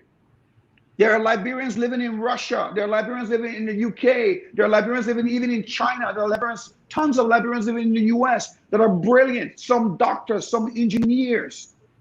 You have all these, some are financial experts. Some are nurses, you know. So you have all these people here. They have left the country. Imagine, ASHFORD, if we can create an environment that will encourage these individuals to return home. But let's be realistic about this. I can't ask someone who is living a comfortable life here, that has his children in high school or children in elementary school, I can't reasonably ask that person to uproot his entire family and take them in Liberia to a place where when you get sick and you go to the hospital, you're likely going to die. It is unreasonable to expect people to come back to the country when you don't have those basic infrastructure in place. So that's all I'm trying to say, is that we, at some point in time, the people that no one person is going to fix Liberia. We would need a collection of ideas. We would need to pool the resources of Liberians everywhere to come together and fix the country. But for that to happen, we need to do the first thing first. We need to start fixing the rule of law. Today, let me ask you something. ASHFORD, how confident are you that if you went into Liberia and someone assaulted you, how confident are you that you're going to get justice? Not that confident. Not very confident. So if you're not confident that you're going to get justice, why would you want to go and live in Liberia? It's just a matter of incentives. That's all I'm saying. We want people to come home, but we are not doing the things to come for them to come home. We have to encourage them to come home. So I'm not saying everything has to be right before we get home, but at the very least, let's do some of the things we can do right. The last question was my views on the coalition of opposition, whether or not I think it's going to hold. Look, I think they're called the CPP, the Collaborating Political Parties. That's right. Their leader is Alexander Cummings. He's the chair.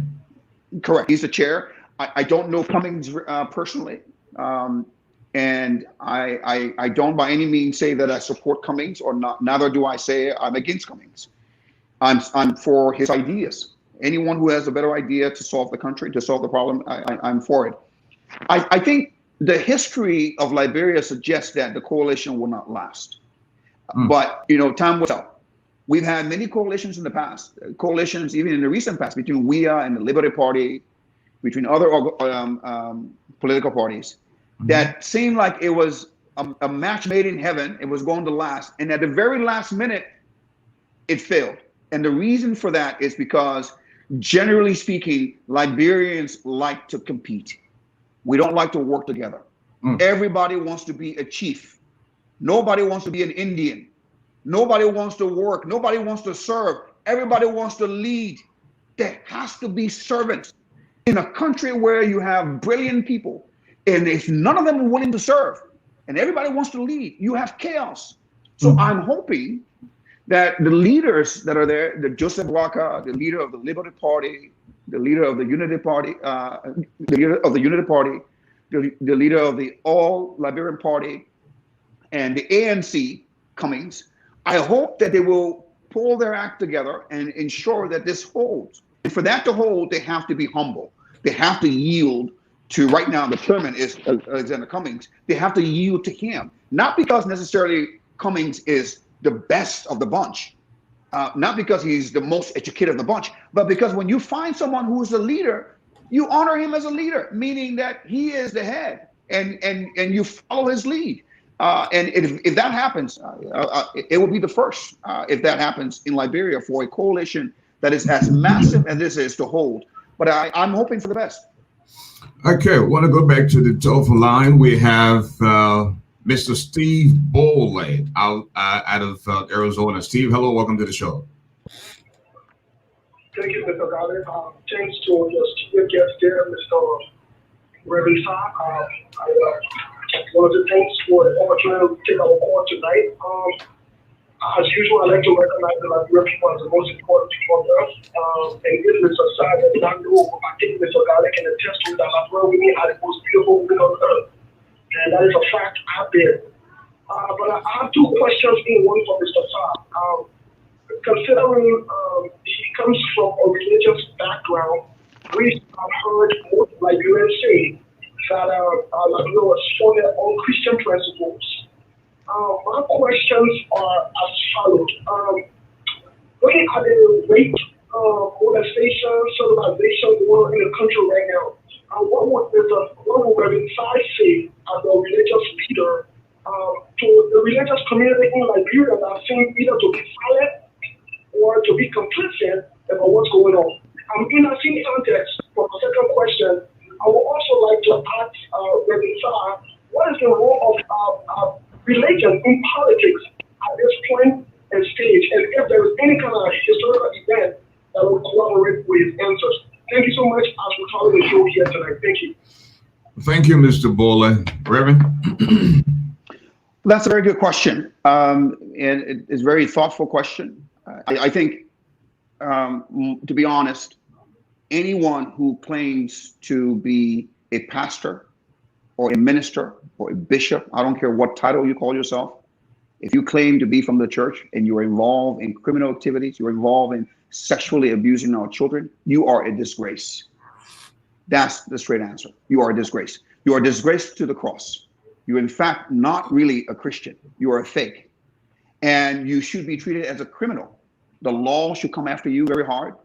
And so I don't know you just listed on the show one example of a bishop who was involved in sexual molestation of girls in the country.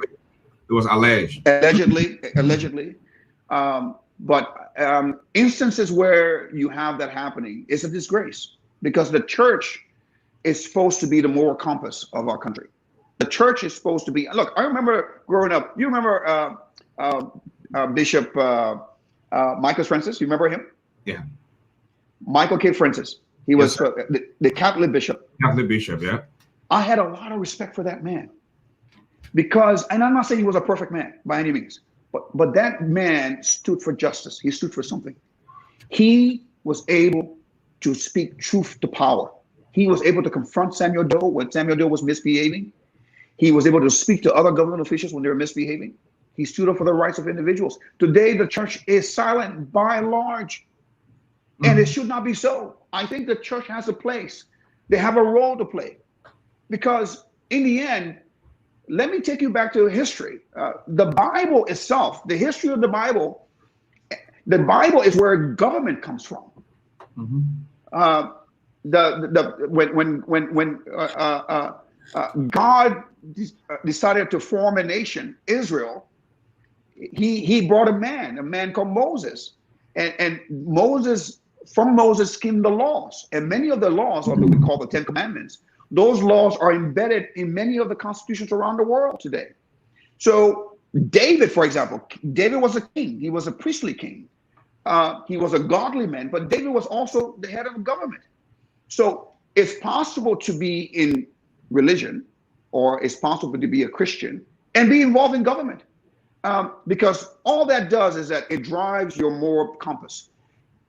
I live my life on a daily basis, and I'm not perfect. I'll be the first to tell you I'm not perfect. But every day, every waking day, the way I treat my wife, the way I treat my children. I've been married now for 22 years to the same woman. We got four lovely kids. Every waking day, I wake up finding ways that I can be a better man. And what challenges me is the gospel of Jesus Christ, is the teaching of Jesus Christ. And so if, for example, someone who is religious is in government, that I would expect or that belief or those feelings of commitment to God and wanting to please God will drive their behavior. And so it is a good thing for people who are in religion to get involved in government. But to the extent that they're behaving badly, they should be called out like anybody else. As I said, if a pastor or a bishop, anyone in the church is involved in crime, whether it's sexual abuse against our children, which is a disgrace, they should be treated as a common criminal. Now, Reverend, we live here in America where you can practice any religion, you know, and I haven't heard about a holiday for our Islamic brothers and sisters. In Liberia, in the public of late, been this argument that our Islamic brothers and sisters want a holiday for the Muslim. What do you make of that in Liberia?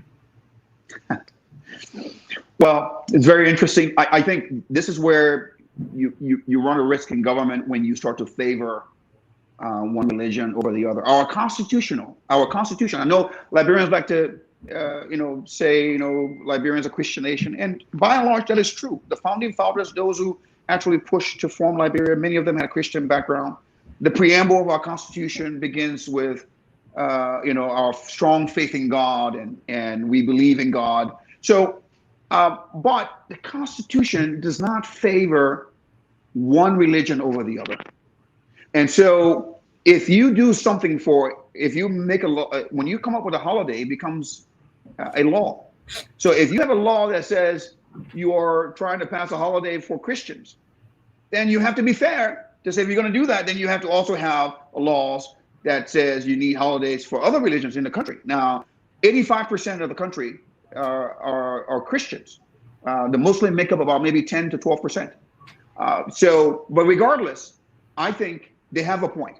And I don't mean to say that the Christians are better than Muslims, or Muslims are better than Christians. All I'm saying is that when it comes to laws, when you start coming up with religious holidays of this nature, and you have your citizens in the country that are of a different religious viewpoint, you have to then be fair and say, we will have a holiday for you as well. That's my view on that.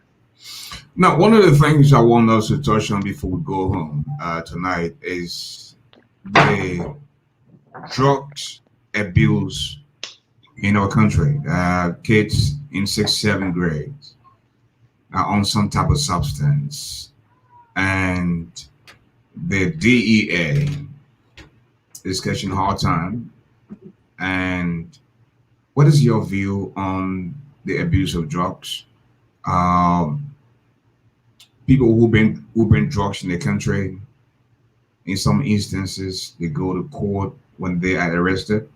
After 90 days, they jump bail, leave the country, and the next thing you know, they come back in the country and start to do the same thing. And in some instances, they would tell the police officers, "I am going to be right back. You are just wasting your time." The judicial system is a complete mess. So you find our little brothers and sisters on some type of substance.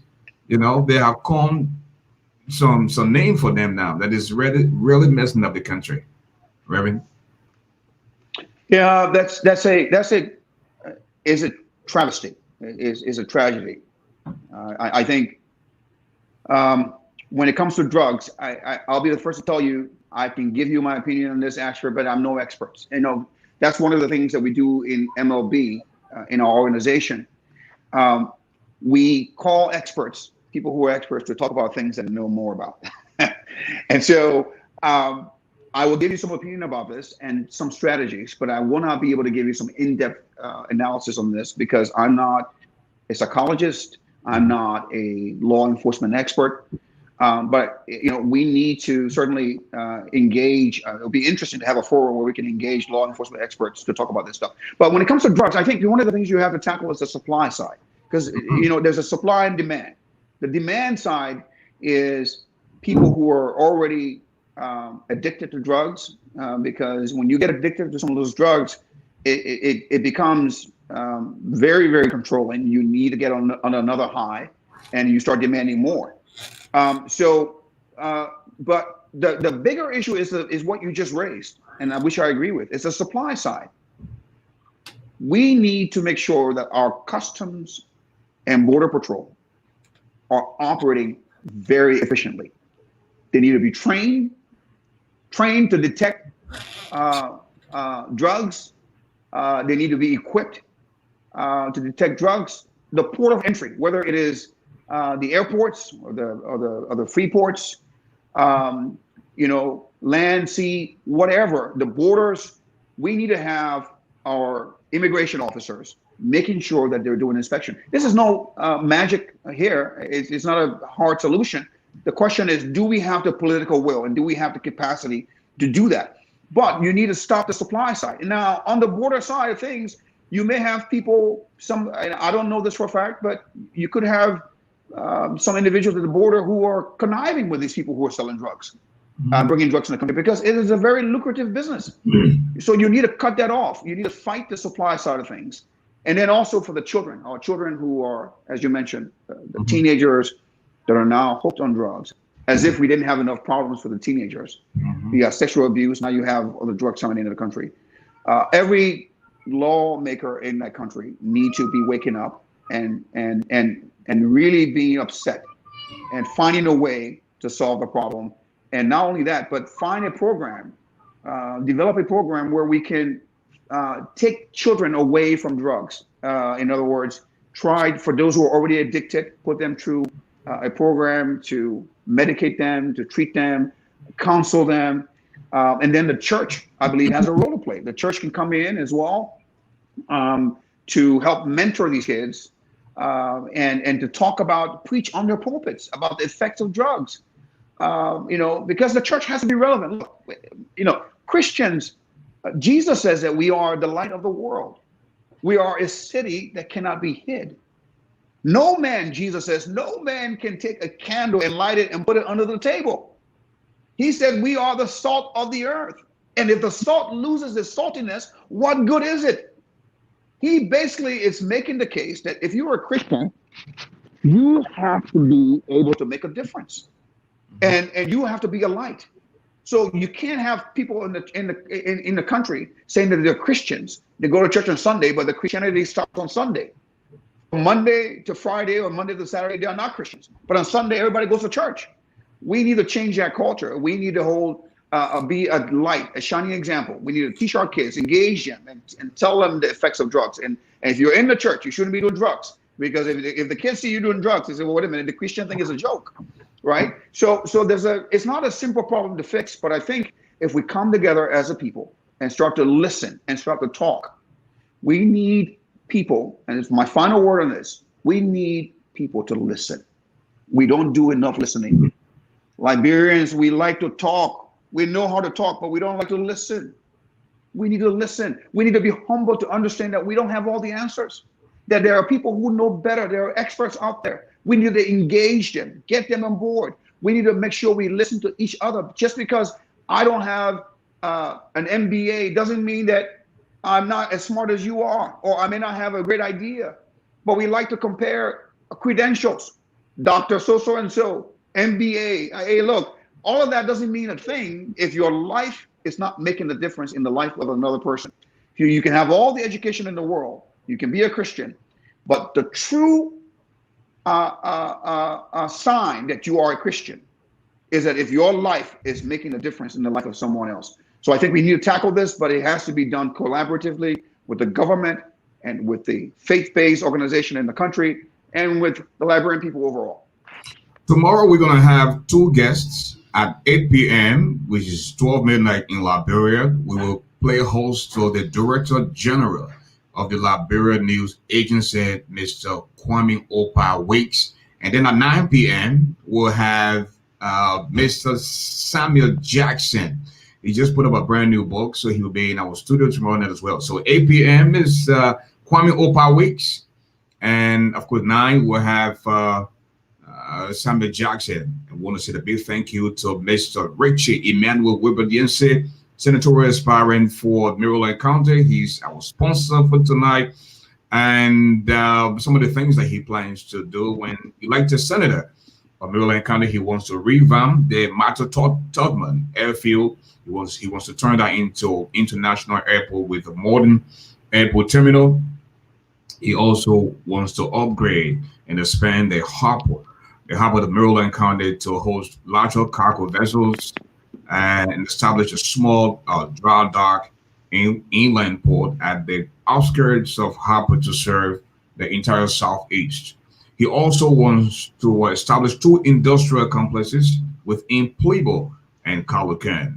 And these are some of the plans he has. When elected senator of Maryland County, I want to say a big thank you to him for his sponsorship. Mr. Richard Emmanuel Wilbur Yense wants to be the next senator of Maryland County. Reverend, just before we take leave of you, want to do a little bit of recap. Again, you have a podcast on YouTube, and you are the rotational head of the movement to make Liberia better. Just a recap and tell us about this organization again before you give us your closing statement. Thank you very much. And look, Ashford, I've enjoyed the conversation.